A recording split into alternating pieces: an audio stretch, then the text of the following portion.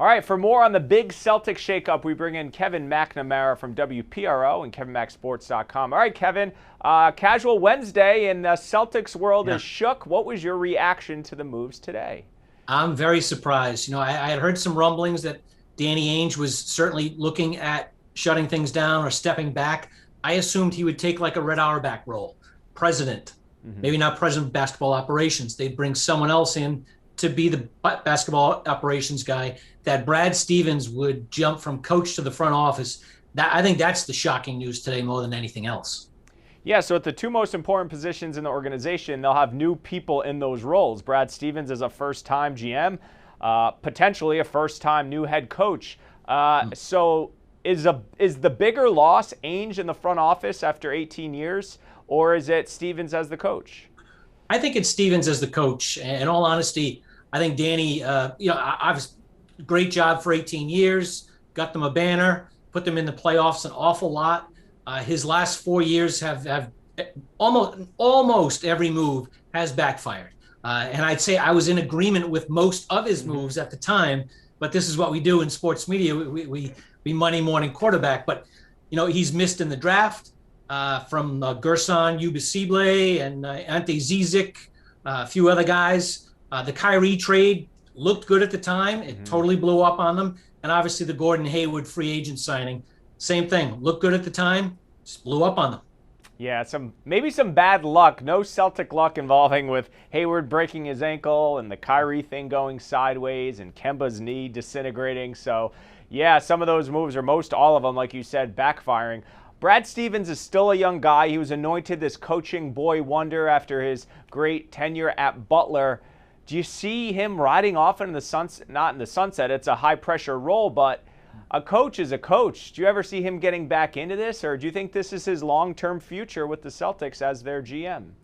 Well, it all depends on success. If by chance the Celtics go backwards in the next couple of years, which I do think is possible, then maybe Brad Stevens isn't up for this job. I will say that if he quit the Celtics tomorrow, he would be an NBA head coach within weeks, and would probably he has always been the number one candidate to be the next coach at Duke, which of course that news breaks the same day that Mike Krzyzewski is going to retire after one more season. It was always in my mind that Brad is the coach and would remain a coach, and if he was going to go anywhere, he'd go back to college at a high, big time job like a Duke. For the Celtics, from a succession standpoint to Brad Stevens, there's a lot of rumblings, maybe a former player. You're hearing Chauncey Billups or Sam Cassell potentially. Where do you think the Celtics go with this?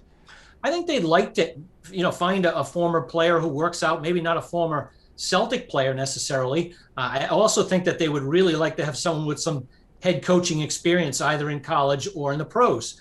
Is there someone out there like that? Not too sure. I will say that Brad Stevens, this is Brad Stevens' guy. It'll be Brad Stevens' hire. Doesn't necessarily have to be a former Celtic. He was not here in 2008 when Sam Cassell was on a championship team. He has no relationship with a Sam Cassell.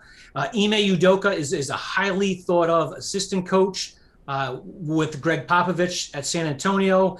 Then he went to Philadelphia. Now he's with the Nets. One of those big time NBA seasoned guys. I could see that happening. All right, when you look back at Danny's tenure, I think playoffs in 15 of the 18 years, 2 finals, 1 championship, a bunch of conference finals. And then you look at Brad, 8 years, I think 7 straight playoffs, 3 conference finals. Do you consider each of their runs in their respective positions successes, failures, or somewhere in between? No, I would say they're both successes. It's really hard to win a championship without the best players in this league. The Celtics had the best players once. They had the best team in 2008. I think they had the best team in 2010 as well, but injuries kind of caught them, and they took the Lakers to the 7th game. After that, they did not have the best players. LeBron James was the best player, clearly, for the last decade. Right. That said, to get those good players together, we saw how things turned. We thought that we had them in Boston a few years ago when you have a Kyrie, you have a Gordon Hayward, you have the young guys, Brown and Tatum. Didn't happen. Well, guess what? They're all in Brooklyn now. Right. And Brooklyn's loaded. And now how did they do it? By hook and by crook and free agency. And that's really the route that the Celtics are going to have to take. You cannot build in the NBA draft unless you're the dregs of the league and are getting top 3, top 5 picks consistently. And the Celtics have no interest in getting top 3 and 5 picks consistently, because that means an awful lot of losses. Right. Yeah, it feels like they went about it the right way, and then you see what Brooklyn did, just grabbing free agents, and then Harden forces his way out of Houston, and it's like you feel like you do it the right way, and then Brooklyn just magically has 3 Hall of Famers. Last question. Yeah, and Danny, if you think about Danny, he went like this a few times. They were in the dumps twice, and to his credit, he built it back up. Right. He got KG and Ray Allen to come down again and built it back up with free agency, and it just didn't work out in these last 2-3 years. All right, so you have Tatum and Brown, 2 all-star players. You don't know who the coach is. You have a roster that's pretty depleted, especially on the bench. Kemba's knee's a mess. Marcus Smart may be out of here last year of his contract. Feels like the Celtics are at a crossroads. What is their immediate future as a contender now, 3 years, 5 years? How do you forecast this? Well, you just mentioned the only marketable players they have. If someone has an interest in Romeo Langford or Peyton Pritchard or Grant Williams, we're going to find out, because I'm shopping all of those guys and see what I can come up with. This roster is really thin. We know that Tatum and Brown are all-star players. Kemba's going down like this. He's the highest paid player. He has multiple years on his contract. Marcus Smart is a nice piece. He has 1 more year on his contract.